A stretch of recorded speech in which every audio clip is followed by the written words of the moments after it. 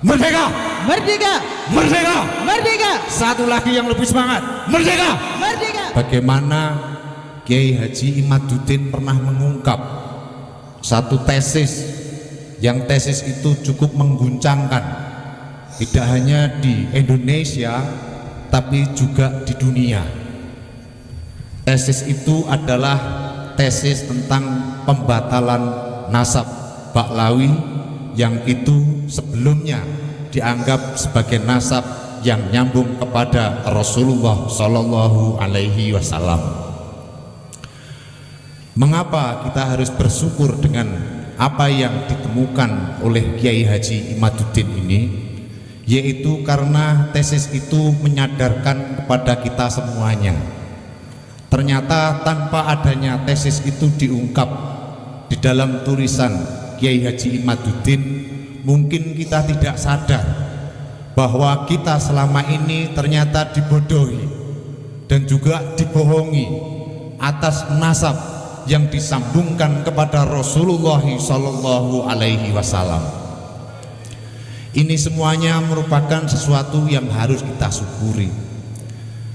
Tentu saja apa yang diungkap oleh Kiai Haji Imaduddin ini tidak begitu saja berjalan mulus. Ada banyak tantangan yang muncul di hari-hari ini, terutama Anda ketika melihat media sosial yang berkembang. Banyak hujatan dan juga banyak juga yang mendukung terhadap tesis tersebut.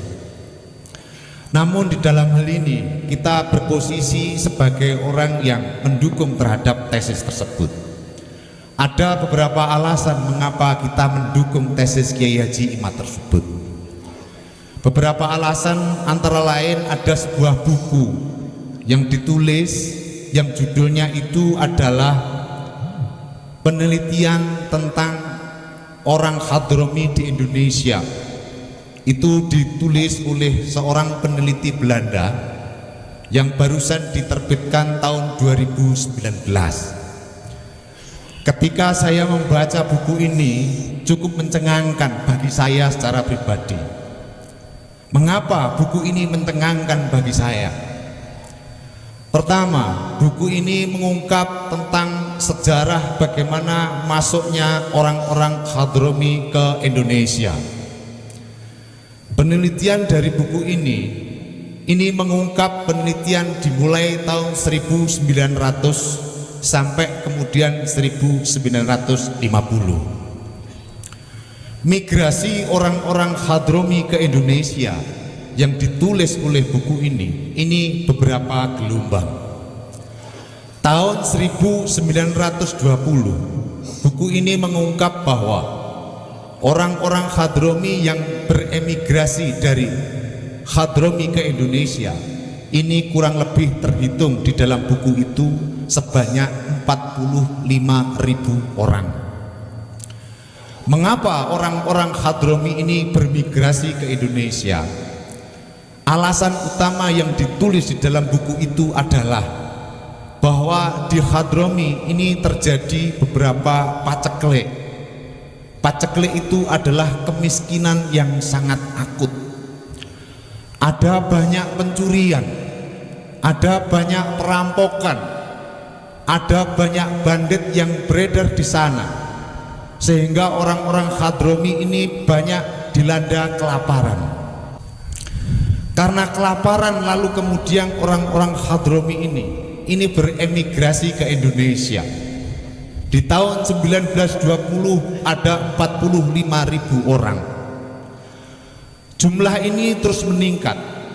Di tahun 1940 dicatat di dalam buku itu jumlahnya sangat signifikan peningkatannya, yaitu sekitar 80.000 orang. Lalu kemudian apa yang dilakukan oleh orang-orang Hadromi itu ketika mereka migrasi dari Hadromi ke Indonesia ini? Yang dilakukan antara lain adalah banyak di antara orang-orang Hadromi dicatat dalam buku itu di sini melakukan perdagangan. Ada juga di antara mereka yang melakukan praktek rentenir. Ada juga di antara mereka yang bekerja dengan pemerintahan Hindia Belanda. Ada juga mereka yang bekerja di toko-toko lalu kemudian dia kumpulkan uangnya. Dari hasil pendapatan orang-orang Hadromi yang hidup di Indonesia ini, uang itu lalu kemudian dikirimkan ke kerabat-kerabat mereka yang ada di Hadromi. Tercatat di dalam buku itu, ditulis di dalam dua bank, yaitu bank dari Belanda dan bank dari Inggris. Dua bank ini mencatat ada 70 juta gulden dikirimkan setiap bulan oleh orang-orang Hadromi ini ke buminya, yaitu bumi Hadramaut. Ingat, di dalam hal ini 70 juta gulden. 70 juta gulden ini mata uang Hindia Belanda. Ini saya perkirakan bahwa kayaknya di Hadromi mereka dilanda kemiskinan, bekerja di sini, lalu kemudian mengirimkan uang ke kerabat mereka yang ada di Hadromi. Ini mirip seperti orang-orang TKW di Indonesia yang bekerja di luar negeri. Jadi orang-orang Hadromi ke sini itu sebetulnya niatnya mencari nafkah, di mana di Hadromi mereka tidak menemukan untuk menghidupi keluarganya. Ini lalu kemudian meningkat terus sampai kemudian Indonesia merdeka. Ketika Indonesia merdeka tahun 1945, jumlah orang Hadromi ini meningkat terus. Di dalam buku itu dijelaskan bahwa tidak tercatat data statistik yang pasti, tapi jumlahnya sangat signifikan, yaitu sekitar 80 juta lebih, bahkan 100 ribu lebih, 100 ribu lebih. Lalu kemudian setelah Indonesia ini merdeka, orang-orang Hadromi ini lalu kemudian mereka mempunyai keinginan yang berbeda. Ada di antara orang-orang Hadromi yang hijrah ke Indonesia ini lalu kemudian membawa gelar-gelar dari bumi Hadromi ke Indonesia. Gelar itu adalah Sayyid dan mereka mengaku keturunan Rasulullah Shallallahu Alaihi Wasallam. Orang-orang yang mengaku keturunan Rasulullah ini lalu membentuk sebuah organisasi. Organisasi itu namanya Baklawi atau Robitoh Alawiyah. Di kemudian hari ternyata orang-orang yang hijrah dari Hadramaut ke Indonesia ini relasinya di antara orang-orang Hadromi ini ternyata tidak harmonis. Ada orang-orang Hadromi yang tidak setuju dengan gelar Sayyid yang dibawa oleh Robitoh Alawiyah. Ini lalu kemudian membentuk satu organisasi yang disebut dengan Jamiatul Khair. Lalu kemudian di kemudian hari orang-orang Hadromi ini terus meningkatkan dakwahnya untuk kemudian mengklaim bahwa dirinya adalah utusan, bahwa dirinya adalah nasabnya nyambung kepada Rasulullah Shallallahu Alaihi Wasallam. Mereka mengeluarkan narasi-narasi yang luar biasa mitologis. Ada ungkapan bahwa di hari-hari ini darah kami ada darah Rasulullah. Ada ungkapan juga dengan darah kami neraka itu bisa padam.